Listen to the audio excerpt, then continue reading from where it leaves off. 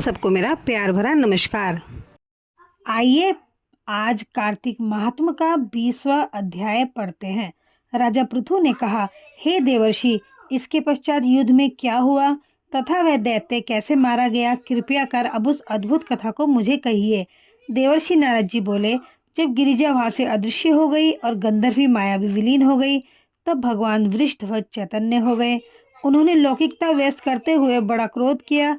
फिर भगवान शंकर जलंधर से युद्ध करने लगे। जलंधर शंकर के बाणों को काटने लगा, परंतु जब काट न सका तो उसने माया की पार्वती बनाकर अपने रथ पर बांध ली, जो शुंभ निशुंभ द्वारा विद्यमान थी और विलाप कर रही थी।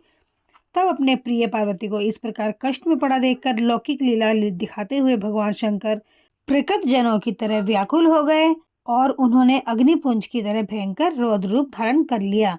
अब उनके रौद्र रूप को देखकर कोई भी दैत्य उनके सामने खड़ा होने में समर्थ न हो सका और सब भागने छिपने लगे, यहाँ तक कि शुंभ निशुंभ भी युद्ध में स्थित होने की समर्थ न हो सके। जलंधर की सारी माया क्षण मात्र में नष्ट हो गई। संग्राम में चारों ओर हाहाकार होने लगा। शिवजी ने उन भागते हुए शुंभ और निशुंभ को श्राप देकर बड़ी धिक्कार दी और उनसे कहा, तुम दोनों बड़े दुष्ट हो, तुमने मेरा बड़ा अपराध किया है। तुम पार्वती को मारते थे और अब युद्ध से भागते हो। भागते को मारना पाप है। इससे अब मैं तुम्हें नहीं मारूंगा, परंतु गौरी तुम्हें अवश्य मारेगी। शिवजी के ऐसा कहने पर समुद्रपुत्र जलंधर क्रोध में अग्नि के समान प्रज्वलित हो उठा। उसने शिवजी पर घोर बाण वर्षा कर पृथ्वी पर अंधकार कर दिया।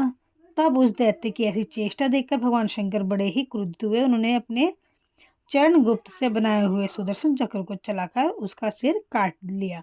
एक प्रचंड शब्द के साथ उसका सिर पृथ्वी पर गिर पड़ा और महान हाहाकार होने लगा। अंजन पर्वत के समान उसके शरीर के दो खंड हो गए। उसके रुधिर से संग्राम भूमि व्याप्त हो गई। सारी पृथ्वी विह्वल हो गई। शिव आज्ञा से उसका रक्त और मांस महागौरव में जाकर रक्त का कुंड हो गया तथा उसके शरीर का तेज निकलकर शंकर जी के शरीर में वैसे ही प्रवेश कर गया जैसे कि वृंदा का तेज गौरी जी के शरीर में प्रविष्ट हुआ था। जलंधर को मरा हुआ देखकर देवता, गंधर्व और सर्व प्रसन्न हो गए। अगर आप कार्तिक मास नहीं नहा पा रहे हैं और आपकी पूरी श्रद्धा है कार्तिक मास में नहाने की, तो कोई बात नहीं, आखिर के 5 दिन आप नहाकर पूजा, व्रत और दीपदान कर सकते हैं। इसी से आपको पुण्य फल की प्राप्ति अवश्य होगी।